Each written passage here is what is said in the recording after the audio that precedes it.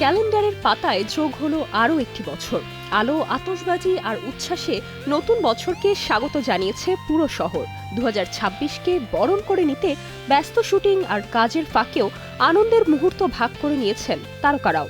নতুন স্বপ্ন আর প্রত্যাশায় শুরু করেছেন নতুন বছর। পরিবারের সঙ্গে সময় কাটানো, কেক কাটা, গান বাজনা আর প্রার্থনার মধ্য দিয়ে নতুন বছর শুরু করেছেন অনেকে। কেউ আবার ভক্তদের উদ্দেশ্যে জানিয়েছেন ভালোবাসা আর কৃতজ্ঞতার কথা। অভিনেতা সিয়াম ফেসবুকে একটি দীর্ঘ স্ট্যাটাস দিয়ে নতুন বছরের শুভেচ্ছা বার্তা দিয়েছেন। সাথে সবাইকে আহ্বান করেছেন সিনেমা হলের সিট শক্ত করে ধরে রাখতে, কারণ তিনি আসছেন পর্দায় আগুন ধরাতে। বছরের প্রথম দিনেই মা হওয়ার সুখবর জানিয়েছেন ছোট পর্দার জনপ্রিয় অভিনেত্রী সালহা খানম নাদিয়া। অন্যদিকে নতুন সিনেমার ঘোষণা দিয়েছেন দুই বাংলার জনপ্রিয় অভিনেত্রী জয়া আহসান।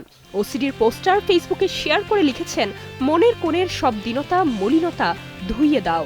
আগামী 6 ফেব্রুয়ারি মুক্তি পাচ্ছে সিনেমাটি। দীর্ঘদিন পর বড় পর্দায় ফেরার ঘোষণা দিয়েছেন অপু বিশ্বাসও। শীঘ্রই দুর্বার নামের একটি সিনেমায় দেখা যাবে তাকে। এদিকে স্বামীর সঙ্গে পবিত্র নগরী মদিনা সফরে গেছেন বাংলা চলচ্চিত্রের জনপ্রিয় অভিনেত্রী পূর্ণিমা। সেখানে মসজিদে নববীতে নামাজ আদায় করে একটি ছবি সামাজিক মাধ্যমে শেয়ার করেছেন ভক্তদের সঙ্গে। মক্কায় পরিবার সহ ওমরা করতে গিয়েছেন অভিনেত্রী দীপা খন্দকারও। সেখান থেকেই ভক্তদের জানিয়েছেন শুভেচ্ছা বার্তা।